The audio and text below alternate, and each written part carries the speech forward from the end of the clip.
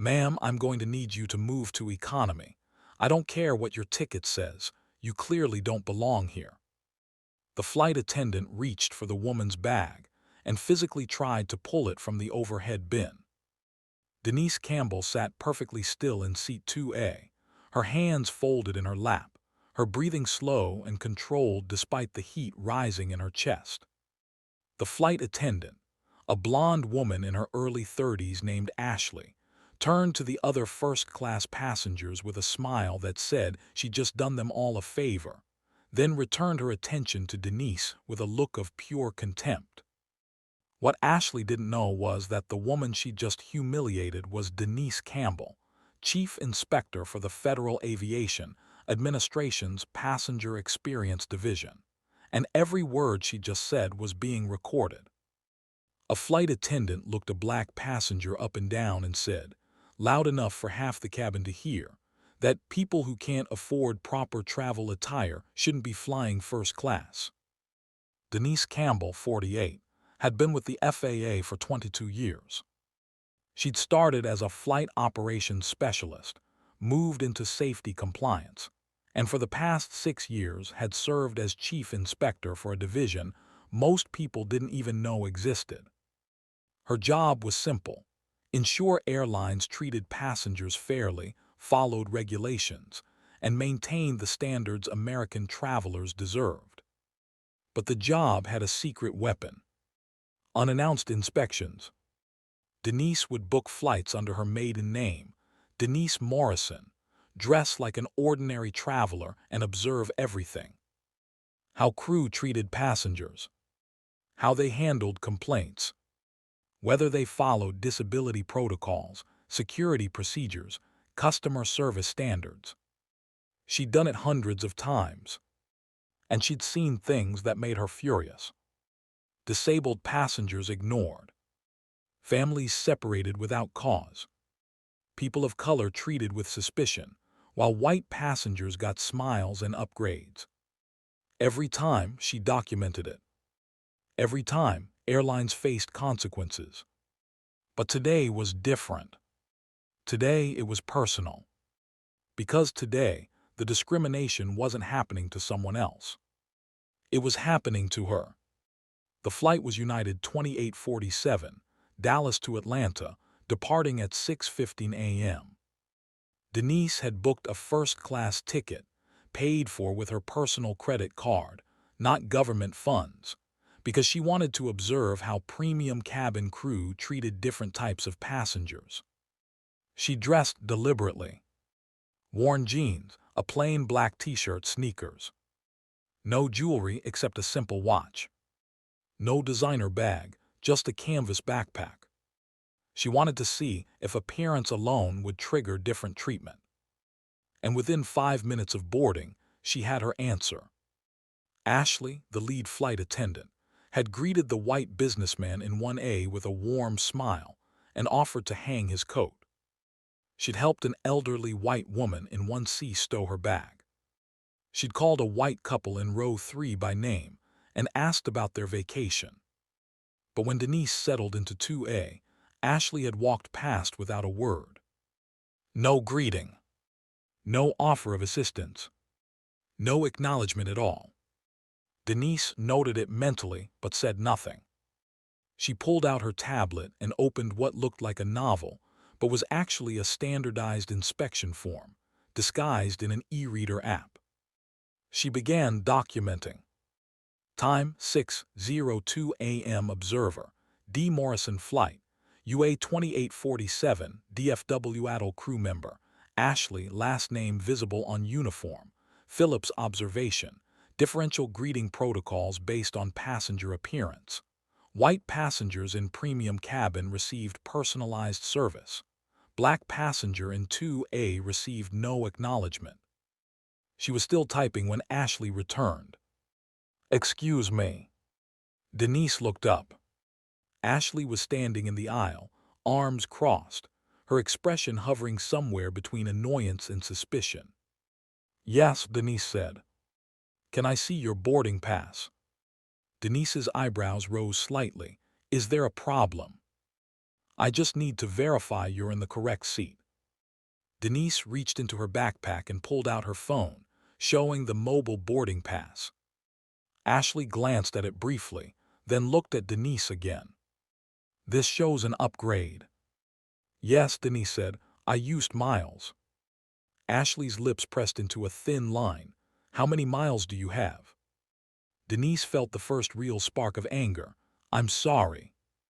I asked how many miles you have in your account.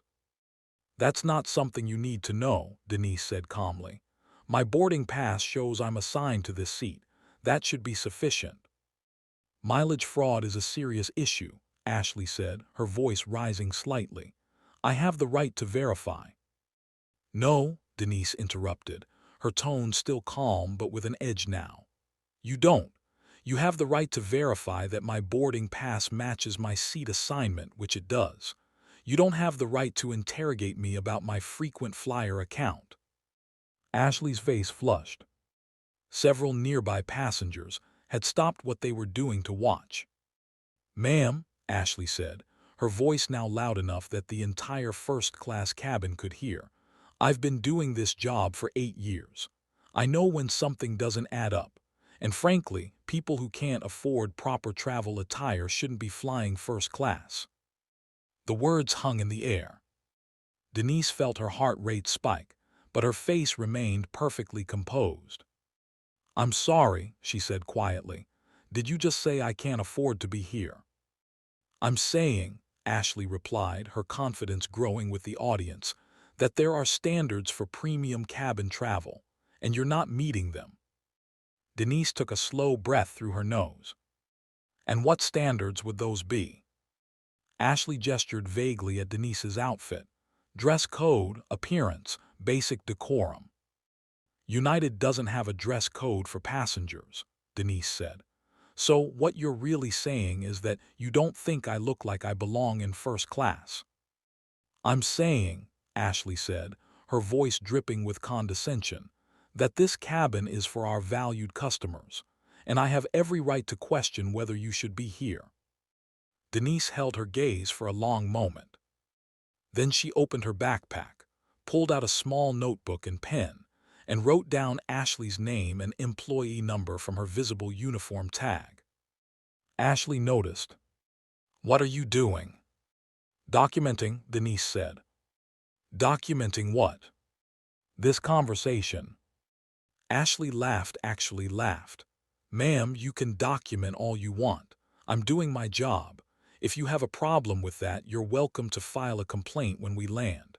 Now I'm going to need you to move to economy. I don't care what your ticket says, you clearly don't belong here. She reached up and physically grabbed Denise's backpack from the overhead bin. The cabin went silent. Denise sat perfectly still, her hands folded in her lap, her breathing slow and controlled despite the heat rising in her chest. Ashley held the bag, waiting for Denise to stand and leave. No, Denise said quietly. Excuse me. I said no. I'm not moving. This is my assigned seat. I have a valid boarding pass, and you have no legal authority to remove me based on your personal assessment of my clothing. Ashley's eyes narrowed. I'm the lead flight attendant on this aircraft. I absolutely have the authority to ensure safety and compliance with federal regulations, Denise interrupted, not to enforce imaginary dress codes based on your own biases. Ashley's smile returned, the kind of smile that said she'd won before the fight even started. Ma'am, you're being disruptive. If you don't comply with crew instructions, I'll have no choice but to call the captain and have you removed from the aircraft. She turned to the other first-class passengers with that same smile, seeking validation. A few people looked uncomfortable. Most looked away. No one said anything. Ashley pulled out her phone and pressed a button. Captain, this is Ashley. I have a situation in first class. Passenger refusing to comply with crew instructions. I'm requesting your presence in the cabin. Denise sat perfectly still, her expression neutral. But inside, a small cold smile was forming. because Ashley Phillips had just made the biggest mistake of her career. But this was only the beginning. The captain emerged from the cockpit 2 minutes later. He was a white man in his 50s, graying hair, captain's uniform crisp and professional. His name tag read, Captain James Mitchell. "What's the issue?" he asked, his tone neutral. Ashley spoke quickly. "Captain, this passenger is in first class with what appears to be a fraudulent upgrade. When I attempted to verify her credentials, she became hostile and refused to cooperate. I'm recommending she be rebooked in economy or removed from the flight." Captain Mitchell looked at Denise. "Ma'am, can I see your boarding pass?" Denise handed him her phone without a word. He examined it carefully, then handed it back. "This looks legitimate to me." "Sir, with respect," Ashley said, "I've seen plenty of fake upgrades, and this passenger doesn't fit the profile." "The profile," the captain interrupted. Ashley hesitated. "You know what I mean. Our premium customers usually present themselves differently. I have a duty to verify." "You have a duty to treat all passengers with respect," Captain Mitchell said, his voice quiet but firm. "This passenger has a valid boarding pass for seat. Unless you have specific evidence of fraud, which you don't, she stays in her assigned seat." Ashley's face went from flushed to pale. "Captain, I really think." "That's my decision," he said. "Now, I suggest we all move on and prepare for departure." He nodded to Denise, a brief acknowledgement, and returned to the cockpit. Ashley stood in the aisle for a moment, her jaw clenched, her hands trembling slightly. Then she leaned close to Denise and whispered, quiet enough that the captain couldn't hear, but loud enough for nearby passengers to catch. "You may have fooled him, but I know what you are. And trust me, you're not getting any service from me today." She walked away. Denise pulled out her notebook and wrote, "Time 6:18 am crew member, Ashley Phillips incident, attempted to remove passenger based on appearance. Accused passenger of fraud without evidence. Made threatening statement after captain intervention. You're not getting any service from me today. Witnesses. Passengers in 1A, 1C, 2B, 3A, 3B captain intervention. Appropriate. Did not address underlying bias." Denise set down her pen and looked out the window. She'd done hundreds of these inspections. She'd witnessed countless violations. But she'd never been the target before. And the feeling, the humiliation, the anger, the exhaustion of having to prove her humanity was something she'd never forget. What Ashley didn't know was who was watching. The flight took off 20 minutes later. Once they reached cruising altitude, the seatbelt sign turned off, and Ashley began the first-class service. She moved down the aisle with a cart, her smile bright and professional for every passenger. Except Denise. When she reached row 2, she stopped at 2B, the middle seat occupied by a white businessman, and asked what he'd like to drink. The man glanced at Denise, then back at Ashley.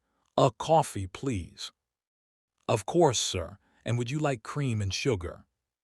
"Just black, thanks." Ashley poured the coffee, handed it over with a napkin, and moved to row 1.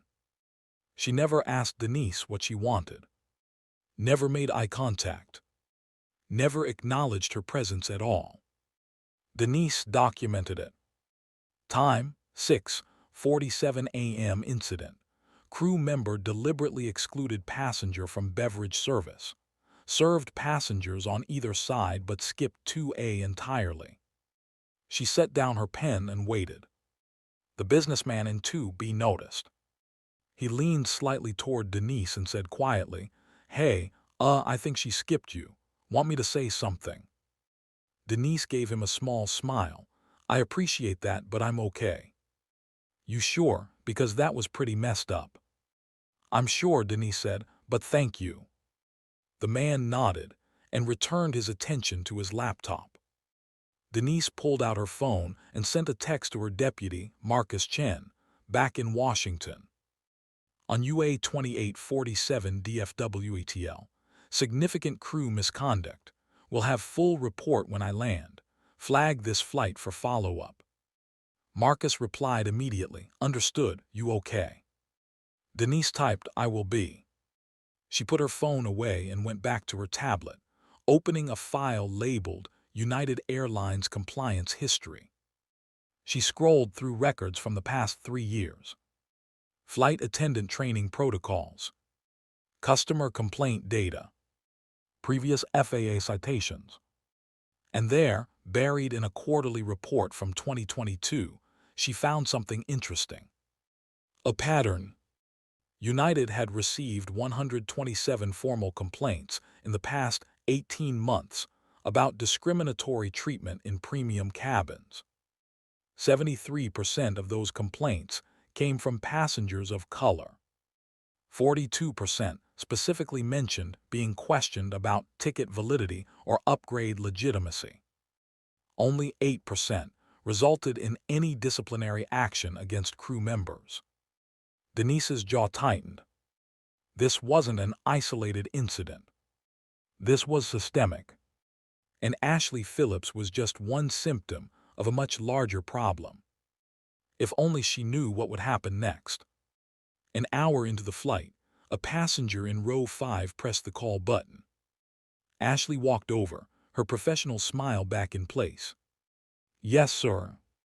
The passenger, a black man in his 40s, well-dressed in a suit and tie, held up his coffee cup. Could I get a refill, please? Ashley's smile didn't waver. Of course, just a moment. She returned with the coffee pot and filled his cup. Anything else? Actually, yes, the man said. I noticed you skipped the woman in 2A during the initial service. Was there a reason for that? Ashley's smile tightened. I'm sorry. The passenger in 2A, the man repeated, gesturing toward Denise. You served everyone around her but didn't offer her anything. I was just wondering if there was a reason. Ashley's face flushed. Sir, I don't appreciate. I'm not accusing you of anything, the man interrupted calmly. I'm just asking a question, because from where I'm sitting it looked like you deliberately skipped her. Ashley glanced around the cabin. Other passengers were watching now. I may have missed her by accident, Ashley said, her voice tight. I'll go check now. She walked to row 2, her movements stiff. Ma'am, would you like something to drink? Denise looked up from her tablet. Water, please. Ashley returned with a plastic cup of water, not the glass she'd given to other first-class passengers, and set it down on Denise's tray table without a word. Then she returned to the galley. The man in 5A caught Denise's eye and gave her a small nod. Denise nodded back. Then she pulled out her notebook and added, Time, 7:52 a.m. Incident. Service provided only after passenger complaint. Water served in plastic cup. Other passengers received glassware. Hostile body language. Witness. Passenger 5A requested service on behalf of 2A. She photographed the plastic cup next to the glass coffee cup the man in 2B had received. Evidence. Ashley made one more trip through the cabin before landing, offering snacks and refills. Again, she skipped Denise entirely. This time, Denise didn't bother documenting it. She just sat quietly watching. Because she didn't need more evidence. She had enough. But here's the part most people miss. The plane landed in Atlanta at 9:23 a.m. As passengers began gathering their belongings, Ashley stood at the front of the cabin, smiling and thanking everyone for flying United.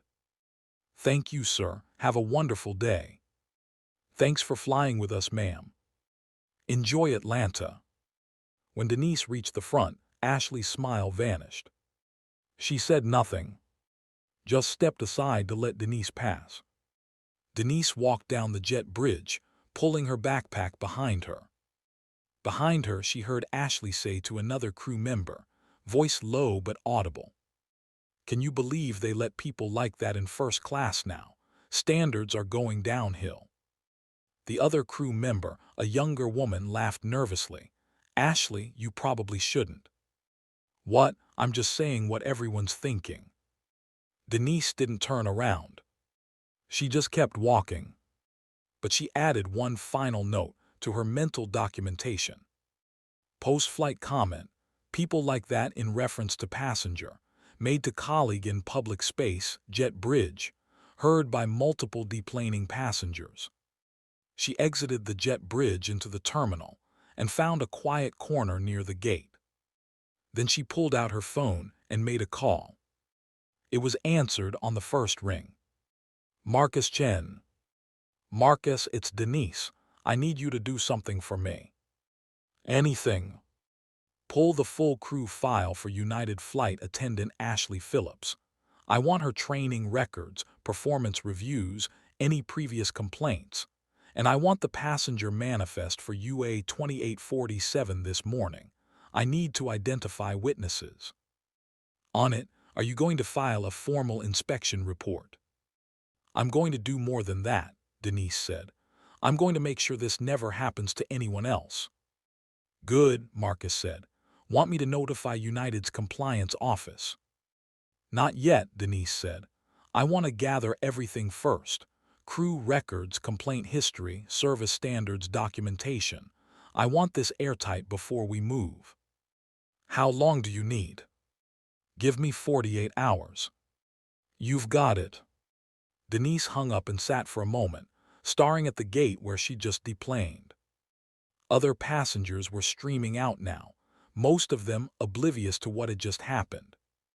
But a few, the man from 5A, a woman from row 4, the businessman from 2B, glanced at her as they passed. Some with sympathy, some with something that looked like respect. The man from 5A stopped. Hey, he said, I'm sorry about what you went through up there. Denise looked up. Thank you. I'm a lawyer, the man said, handing her a business card. If you decide to file a complaint, formal or legal, I'd be happy to provide a witness statement. Denise took the card. I appreciate that. I may take you up on it. The man nodded and walked away. Denise looked at the card. RANDALL-MICHELL, Civil RIGHTS Attorney Atlanta, GA. She tucked it into her wallet. Then she stood, shouldered her backpack, and walked toward baggage claim. She had work to do. What Ashley didn't know was that the woman she'd humiliated wasn't just filing a complaint. She was about to dismantle the entire system that had allowed this to happen. Denise spent the next 2 days in her home office in Arlington, Virginia, building her case. Marcus sent over Ashley Phillips's personnel file within 6 hours. What Denise found made her jaw clench. Ashley had been with United for 8 years. She had 17 formal complaints in her file. 11 of them involved allegations of discriminatory treatment. 9 specifically mentioned passengers of color. And yet, she'd never faced any disciplinary action beyond a single written warning 2 years ago. Denise cross-referenced the complaints with United's publicly stated diversity and inclusion policies. The airline claimed to have zero tolerance for discrimination. They claimed to provide comprehensive bias training to all crew members. They claimed to take every complaint seriously. But the data told a different story. In the past 3 years, United had received 843 formal complaints about discriminatory crew behavior. Only 67, less than 8%, resulted in any form of discipline. Of those 67, only 12 resulted in termination. The rest received warnings, training, or coaching. And the complaints kept coming. Denise opened a spreadsheet and began building a timeline. She documented not just her own experience, but the pattern across the airline. She pulled FAA incident reports, Department of Transportation civil rights complaints, social media posts from passengers describing similar experiences, news articles about racial profiling on flights. By the end of day 2, She had 347 pages of documentation. And a plan.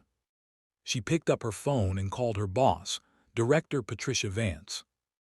"Patricia, it's Denise. I need to brief you on something. Do you have an hour?" "For you, always. What's going on?" "I conducted an unannounced inspection on United 2847 2 days ago.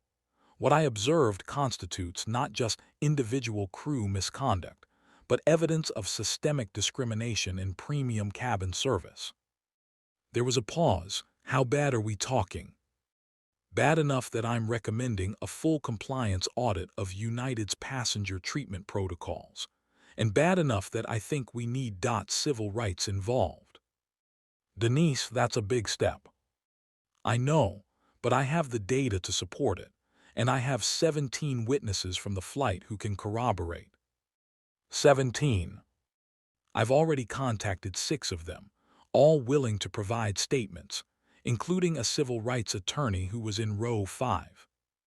Patricia was quiet for a moment. "Send me your preliminary report. I want to review it before we move forward. I'll have it to you by end of day." "And Denise?" "Yes." "Are you okay? This happened to you personally, didn't it?" Denise took a breath. "Yes, it did." "Then I want you to be sure you're approaching this from a place of professional judgment, not personal grievance." "I am," Denise said. "But Patricia, the reason I can approach this professionally is because I know I'm not alone. This isn't about revenge. It's about stopping a pattern that's been allowed to continue for years." "Okay," Patricia said. "Send me the report. We'll talk tomorrow." Denise hung up and spent the next 4 hours writing. Federal Aviation Administration Office of Passenger Experience Inspection Report. Priority status.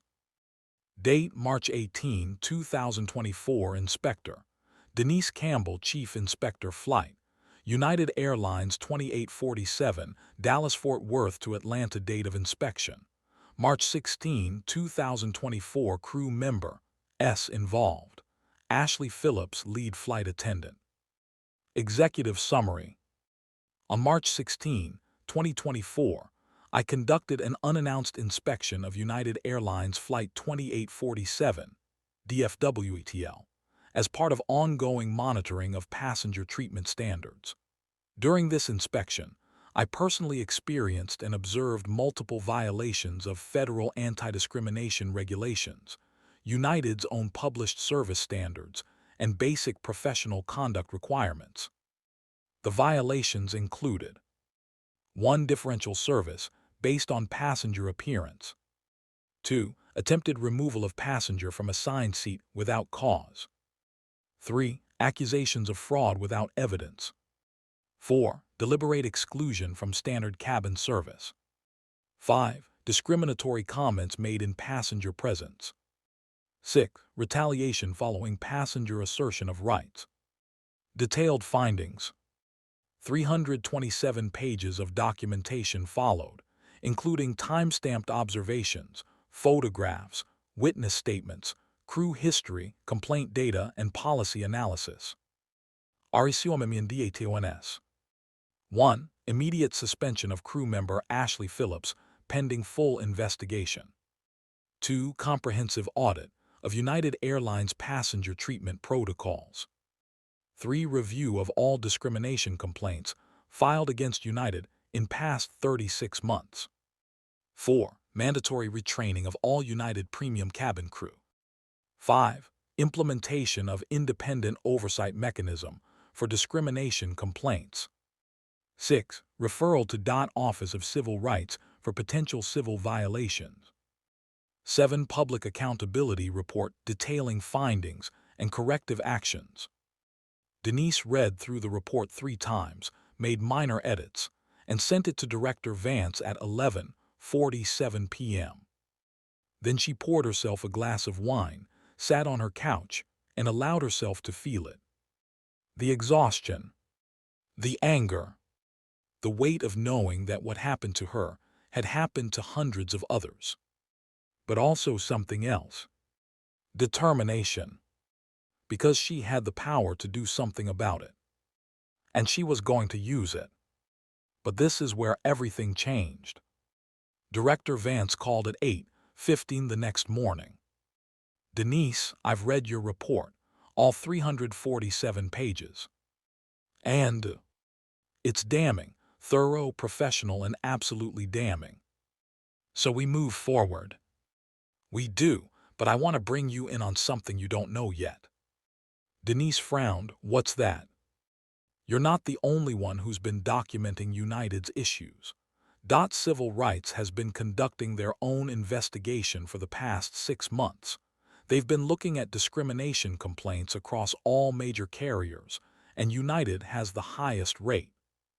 Denise sat up straight. "Why didn't I know about this?"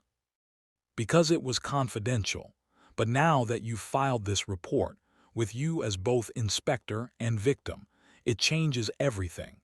Your case gives them a credible witness with federal credentials who can testify to systemic problems." "They want me to testify." "More than that, they want to combine your findings with theirs and launch a formal enforcement action. This could result in consent decrees, financial penalties, mandated policy changes, the works." Denise took a breath. "How soon?" "They're convening a meeting tomorrow. FAA, Civil Rights, and representatives from the major airlines. They want you there." "I'll be there." "Denise, one more thing." "Yes." "This is going to get public. Once we move forward with enforcement, the media will pick it up. Your name will be out there. Are you prepared for that?" Denise thought about Ashley Phillips's face. About the plastic cup. About the whispered comment, people like that. About the 843 other complaints that had been ignored. "I'm prepared," she said. "Good, because we're about to change how airlines treat passengers in this country, and you're going to be at the center of it." What United Airlines didn't know was that their nightmare was just beginning.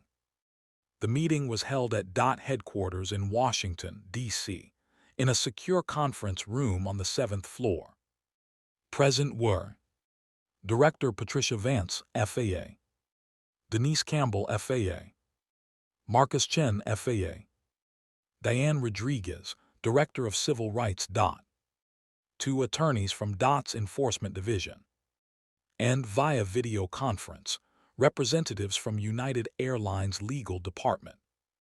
Diane Rodriguez opened the meeting. "Thank you all for being here. We're convening today to discuss findings from parallel investigations into discriminatory passenger treatment practices at United Airlines. Director Vance, would you like to begin?" Patricia nodded to Denise. Denise stood and walked to the front of the room. She prepared a presentation, stark, factual, devastating. She clicked to the first slide. United Airlines, a pattern of discrimination. "On March 16, I boarded United Flight 2847 as part of an unannounced FAA inspection. What I experienced wasn't an isolated incident. It was a symptom of systemic failure." She clicked through the slides. Her own experience, documented with timestamps and photos. Ashley Phillips's complaint history. United's overall complaint data. Comparisons with other major carriers. Policy gaps and training failures. The United representatives on the video screen were stone-faced. When Denise finished, the room was silent. Then Diane Rodriguez spoke. "Thank you, Inspector Campbell. What you've documented aligns with our own findings. Over the past 6 months, my office has reviewed 2,347 discrimination complaints filed against U.S. airlines. United accounts for 34% of them." One of the United attorneys, a man named Gerald Hoffman, cleared his throat. "Director Rodriguez, with respect, complaint volume doesn't equal validity. Many of these complaints are what?" Diane interrupted. "Exaggerated, false, made up." "I'm saying," Gerald continued carefully, "that complaints need to be investigated individually. Patterns can be misleading." Then let's talk about investigations, Diane said. She pulled up her own presentation. Of the 843 complaints United received in the past 3 years, how many resulted in crew discipline? Gerald hesitated. I'd have to check. I'll save you the trouble, Diane said. 67. That's 7.9%. And of those, only 12 resulted in termination. Want to know how many complaints Delta, American, and Southwest had in the same period? She clicked to a comparison chart. Delta, 234 complaints, 89 disciplines, 23 terminations. American, 312 complaints, 76 disciplines, 18 terminations. Southwest, 187 complaints, 94 disciplines, 31 terminations. United, 843 complaints, 67 disciplines, 12 terminations. United isn't just higher in complaints, Diane said. You're lower in accountability. That's not a pattern, that's a policy. Gerald's jaw tightened. We take every complaint seriously. Your data says otherwise, Denise interjected. She pulled up another slide. I interviewed 6 passengers from my flight, all willing to provide sworn statements. I also reviewed 17 previous complaints against the specific crew member involved. None resulted in discipline. So when you say you take complaints seriously, what you mean is you acknowledge them and do nothing. That's not fair. It's factual, Denise said. And here's another fact: the crew member who discriminated against me, a federal inspector, is still flying. She wasn't suspended. She wasn't reassigned. She's working flights right now. What does that tell passengers about how seriously you take this?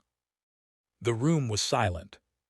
Finally, one of the other United representatives, a woman named Claire Chen, VP of Customer Experience, spoke. Inspector Campbell, I want to apologize personally for what you experienced. It was unacceptable, and it doesn't reflect our values. Your values are what you do, not what you say, Denise replied. And what you've done is create a system where crew members feel empowered to discriminate because they know there won't be consequences. Claire's face flushed. That's not. Let me finish, Denise said. I'm not here to attack you. I'm here to fix a problem. And the problem is this: your training is inadequate, your complaint process is broken, and your accountability mechanisms don't work. The question is whether you're willing to fix it. Diane Rodriguez leaned forward. Which brings us to the enforcement action.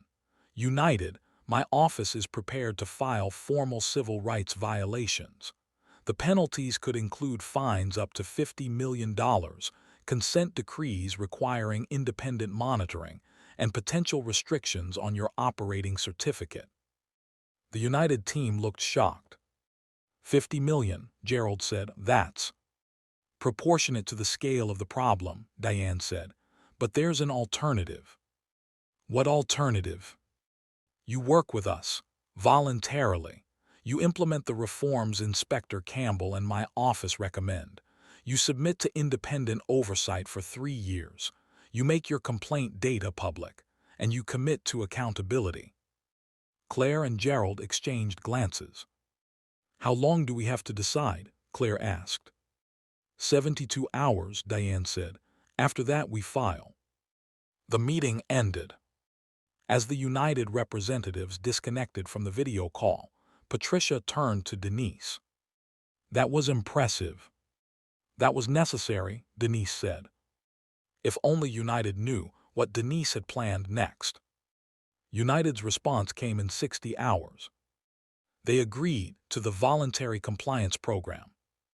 But Denise had been in this business long enough to know that agreeing and implementing were 2 different things. So she insisted on something United hadn't expected. She wanted to be the lead compliance monitor. For the next 3 years, she would have unrestricted access to United's operations. She could conduct unannounced inspections, review complaint files, interview crew members, observe training sessions, and most importantly, she had the authority to ground any crew member who violated the new standards. United pushed back. That's an overreach, their attorneys argued. You're asking for operational control. I'm asking for accountability, Denise replied. If you're serious about change, you won't mind oversight. If you're not, then we'll see you in enforcement proceedings. United agreed. The consent decree was finalized on April 15, 2024. It included 1. Mandatory bias training for all United crew members, with annual recertification. 2. Complete overhaul of complaint investigation procedures. 3. Independent review board for all discrimination complaints. 4. Public quarterly reports on complaint demographics and outcomes. 5. $10 million fund for passenger compensation and civil rights advocacy. 6. 3 years of federal monitoring, led by Inspector Denise Campbell. But Denise added one more requirement. A personal one. Ashley Phillips would be the first crew member to go through the new training program. And Denise would personally oversee it. But here's what nobody expected, not even Denise. The training session was held at United's crew facility in Denver. Ashley arrived on a Monday morning, her face pale, her expression hovering between defiance and fear. She was escorted to a conference room where Denise was waiting. Just the two of them. Ashley stopped in the doorway. You. Me, Denise said. She gestured to a chair. Sit down. Ashley didn't move. I was told this was a training session. It is. Sit down. Ashley sat, her arms crossed, her jaw tight. Denise pulled out a folder and set it on the table between them. Do you know who I am? Denise asked. You're the passenger who filed the complaint. I'm also the Chief Inspector for the FAA's Passenger Experience Division, which means I have oversight authority over every commercial flight in this country, including yours. Ashley's face went pale. I didn't know. I know you didn't, Denise said, but that's the problem. You made assumptions about me based on how I looked. You decided I didn't belong in first class. You tried to remove me from my seat. You excluded me from service.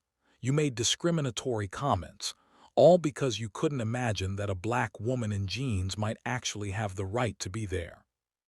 Ashley's hands were shaking. I made a mistake. You made a choice, Denise corrected, and that choice had consequences for me, for United, and for you. She opened the folder and pulled out Ashley's personnel file. 17 complaints, Ashley, 11 about discrimination, 9 specifically mentioning passengers of color, and yet you're still here. Want to know why? Ashley didn't answer. Because United didn't care enough to stop you. They sent you to a training session after complaint number 5 and called it fixed, but it wasn't fixed. You kept doing it, and they kept letting you. Denise pulled out another document. But that ends now, because I'm not United HR, I'm federal oversight, and I'm not here to make you feel better. I'm here to make you better or remove you from the system. She slid the document across the table. This is your choice. You can complete this training program 30 days full-time, no shortcuts. You'll learn about implicit bias, federal regulations, passenger rights, and accountability. You'll be evaluated weekly, and if you pass, you get to keep your job. And if I don't, then you're terminated, and I'll make sure every airline in the country knows why. Ashley stared at the document. This isn't fair, she said, her voice breaking. I said I made a mistake. You made 17 mistakes, Denise said, and you got away with 16 of them. The only reason we're having this conversation is because number 17 happened to be me. But what about the passengers who weren't federal inspectors? What about the people who filed complaints that were ignored? Do you think it was fair to them? Ashley's eyes filled with tears. I'm not a bad person. I didn't say you were, Denise said, but you did a bad thing multiple times. And now you have to decide if you want to be better. She stood and walked to the door. Training starts tomorrow at 8 a.m. If you're not here, you're done. She left. Ashley sat alone in the conference room, staring at the document, her hands shaking. What happened next would surprise everyone, including Denise. Ashley showed up the next morning at 7:45. The training was brutal. Not because Denise made it personal, but because she made it real. She brought in passengers who'd filed complaints, not against Ashley specifically, but against other crew members. A black businessman who'd been asked to prove he could afford first class. A Latina mother who'd been told she was too loud when asking for her daughter's wheelchair. An elderly Asian man who'd been searched 3 times while white passengers walked through. They told their stories, and Ashley had to listen. By day 3, Ashley was crying during sessions. By day 7, she was asking questions. How do I know when I'm doing it, when I'm making assumptions? Denise looked at her across the table. You start by acknowledging that you have biases. Everyone does. The question is what you do with them. But I don't think I'm racist, Ashley said. I grew up with black friends. I voted for Obama. I don't. Bias isn't about who you vote for, Denise interrupted. It's about the split-second judgments you make when you see someone. It's about who you smile at and who you don't, who you offer help to and who you question. Those judgments are shaped by everything you've absorbed from the world around you, and if you don't actively work against them, they control you. Ashley was quiet for a long moment. I didn't see it, she finally said. When I looked at you, I saw someone who didn't fit, and I acted on that without even thinking about why. That's the start, Denise said. Seeing it, now you have to change it. By day 15, Ashley was a different person. Not fixed, not cured of bias, but aware, questioning her own reactions, catching herself before making assumptions. On day 20, Denise brought in a special guest. Randall Mitchell, the attorney from seat 5A on that flight. He sat across from Ashley and told her what he'd witnessed. I saw you skip Inspector Campbell during service. I saw the plastic cup. I heard the comment about people like that. And I want you to know it wasn't subtle. Everyone saw it. Everyone knew what you were doing. Ashley's face crumpled. I'm so sorry. Don't apologize to me, Randall said. Apologize to her. He nodded toward Denise. And then do better, because the next person you treat like that might not be a federal inspector. They might just be someone trying to get home, and they deserve the same respect you'd give anyone else. On day 30, Ashley completed the program.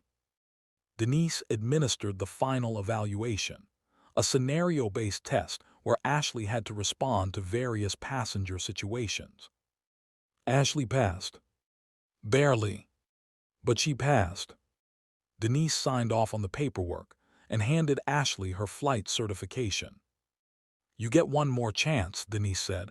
Don't waste it. Ashley took the paper with trembling hands. Can I say something? Go ahead. I know you didn't have to do this. You could have just got me fired. But you didn't. You made me face what I did, and I'm grateful and I'm sorry, not just to you, to everyone I treated like that. Denise held her gaze for a long moment. Apologies are words, she said. Show me through your actions. Ashley nodded. I will. And she did. But what nobody knew, not Ashley, not United, not even Patricia Vance, was that Denise's plan went far beyond one airline. Over the next 18 months, Denise expanded the monitoring program beyond United. She used the United Consent Decree as a model and approached Delta, American, Southwest, and JetBlue. She gave them a choice: implement similar reforms voluntarily or face the same enforcement action. One by one, they agreed. By September 2025, every major U.S. airline had mandatory bias training, independent complaint review, public reporting of discrimination data, federal oversight. The results were dramatic. Complaints of discriminatory treatment dropped by 67% across the industry. Crew member accountability increased by 340%. Passenger satisfaction scores improved. And something else changed too. The stories started to shift. Instead of viral videos of passengers being dragged off planes or humiliated at gates, social media filled with stories of crew members going above and beyond, of bias being called out and corrected in real time, of passengers feeling safe to travel without fear of discrimination. Denise documented all of it. She compiled the data into a comprehensive report that became the foundation for new federal regulations. On March 16, 2026, exactly 2 years after her experience on United 2847, the FAA and DOT jointly announced the Passenger Dignity Act. It codified everything Denise had fought for.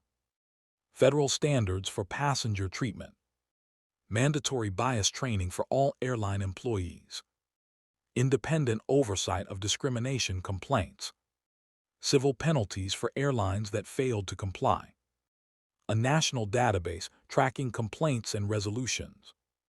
The announcement was made at a press conference in Washington, D.C. Director Vance stood at the podium with Denise beside her. 2 years ago, Patricia said, one of our most dedicated public servants experienced discrimination on a commercial flight. She could have filed a complaint and moved on. Instead, she used that experience to transform an entire industry. She turned to Denise. "Inspector Campbell, would you like to say a few words?" Denise stepped to the microphone. She looked out at the reporters, the advocates, the airline representatives in the back of the room. And she spoke. "When I boarded that flight 2 years ago, I wasn't planning to change anything.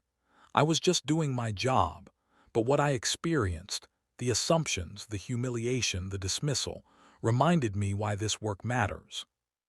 She paused. Every day, millions of Americans board planes. They're going to see family, starting new jobs, saying goodbye to loved ones, taking their first vacation, and they deserve to do that with dignity, regardless of their race, their clothing, their accent, their appearance. What happened to me wasn't unique. It was just visible, and I had the platform and the authority to do something about it. But the real heroes are the passengers who filed complaints knowing nothing would change, the crew members who spoke up even when it put their jobs at risk, the advocates who have been fighting this battle for decades. This law is for them, and for everyone who comes after them. The room erupted in applause. After the press conference, Denise was approached by dozens of people. Advocates thanking her, journalists requesting interviews, passengers sharing their own stories. But one person stood out. A young black woman, maybe 23, in a flight attendant uniform. "Inspector Campbell," she said, "I just started with Delta last month. I went through the new training program, and I wanted to thank you.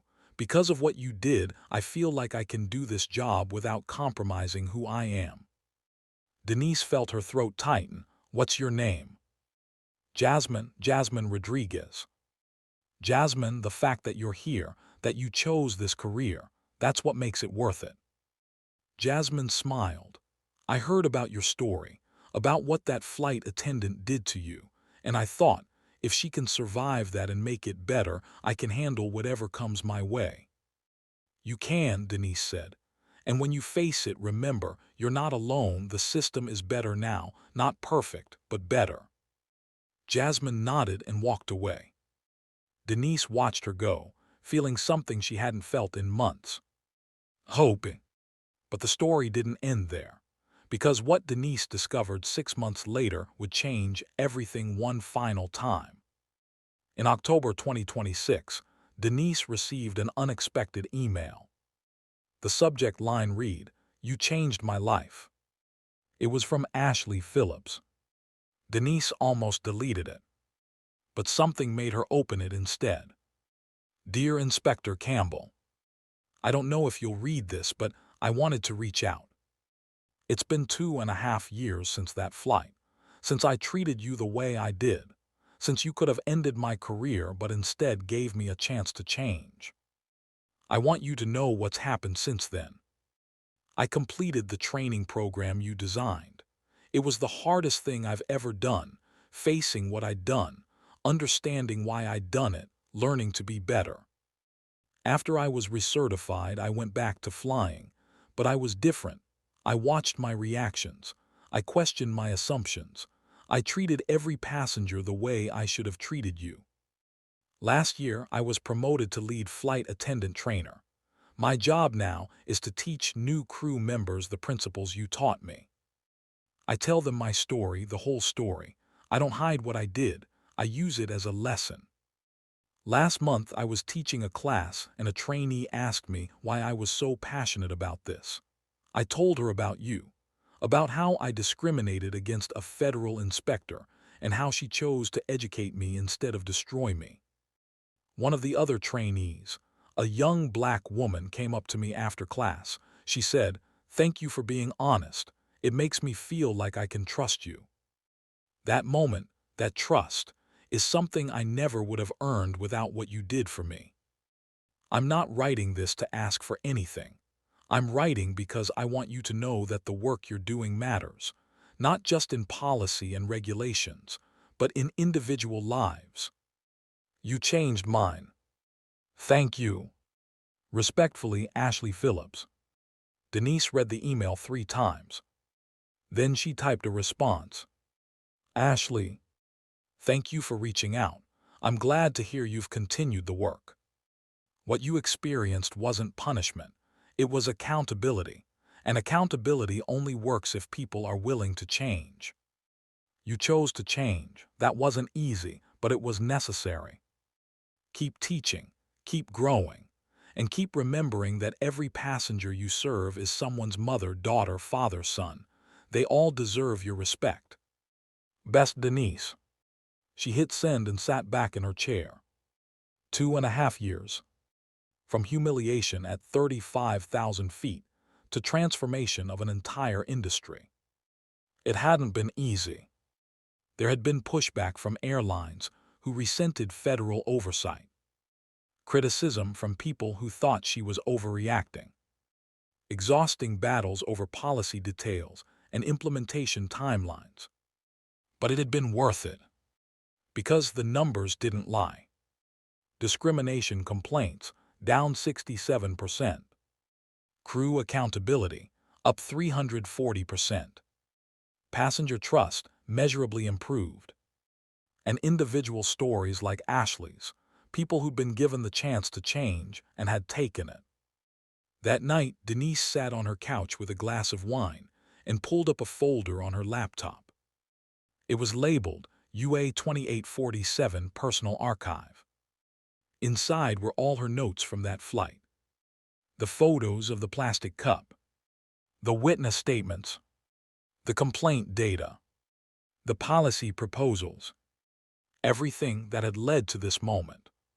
She scrolled to the bottom of the folder and found a video file she'd almost forgotten about. It was from her phone, a recording she'd made in the airport bathroom right after landing, when her hands were still shaking and her voice was still tight with anger. She pressed play. Her own face filled the screen, eyes red, jaw clenched. "I'm making this recording because I need to remember this feeling," her past self said. "The humiliation, the anger, the exhaustion of having to prove I belong, because if I don't remember it, I'll let it go.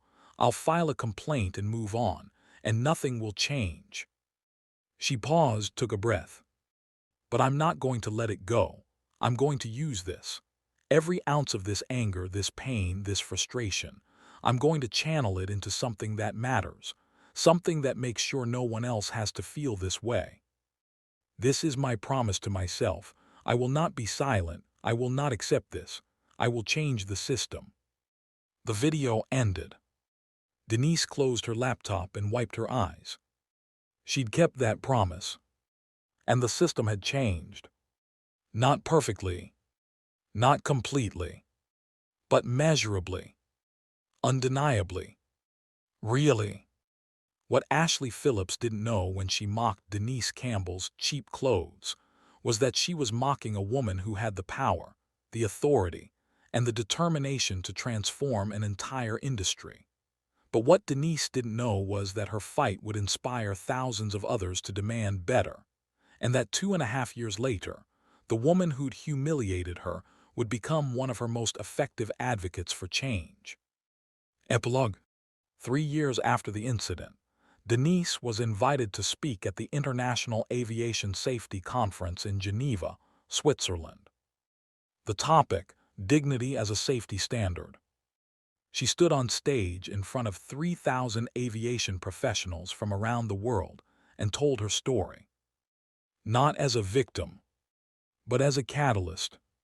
When that flight attendant questioned my right to be in first class, Denise said, she wasn't just being rude, she was creating a safety risk. The audience leaned forward. Because when you teach crew members that some passengers matter less than others, you teach them to ignore those passengers. And in an emergency, that could be deadly. She pulled up a slide showing incident data. After we implemented the Passenger Dignity Act, something unexpected happened. Emergency response times improved because crew members who were trained to treat all passengers with equal respect were more likely to notice and respond to all passengers' needs. Dignity isn't just a moral issue, it's a safety issue. The audience erupted in applause. After her speech, she was approached by delegates from the European Union, Japan, Australia, and Canada. All of them wanted to implement similar standards in their countries. Denise spent the next 2 days in meetings, sharing her data, her training materials, her implementation framework. By the time she left Geneva, 6 countries had committed to adopting the passenger dignity model. On the flight home, ironically on United, Denise sat in seat 2A. The flight attendant, a young woman named Maria, greeted her warmly. "Ms. Campbell, it's an honor to have you on board. Is there anything I can get for you before we take off?" Denise smiled. "Just water, thank you."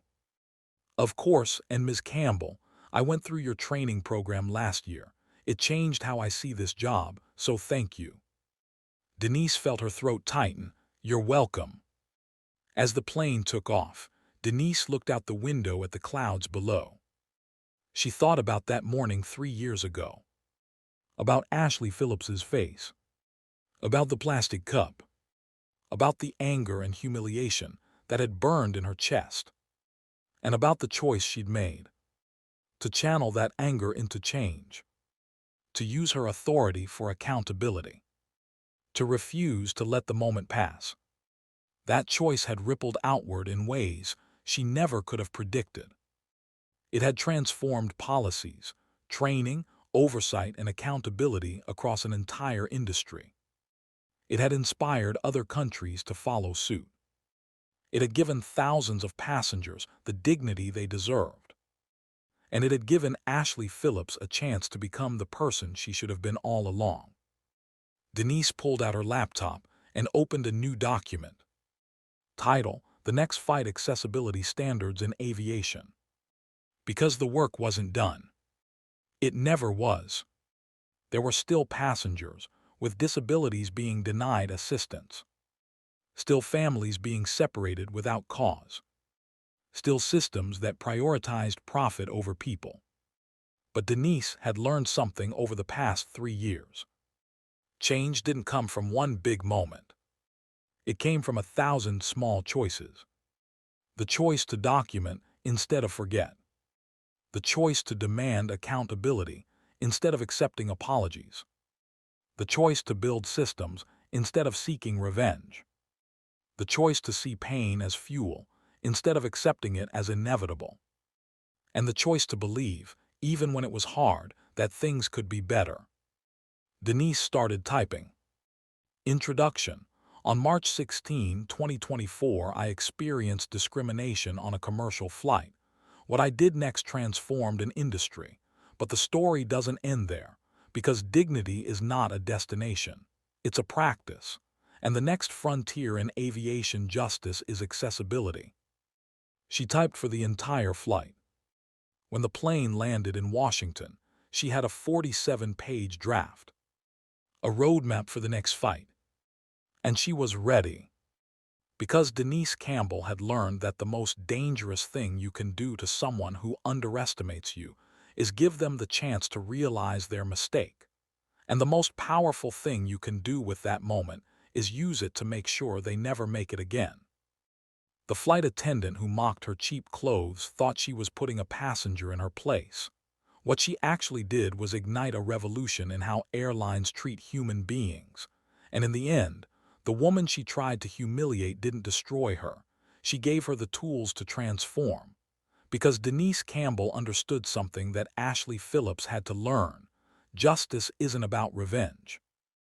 It's about making the system so much better that the people who benefit from broken systems have no choice but to change or step aside. 3 years later, the system had changed. Ashley had changed. And Denise, she'd proven that one woman, armed with authority, evidence, and unshakable determination, could bend an entire industry toward justice.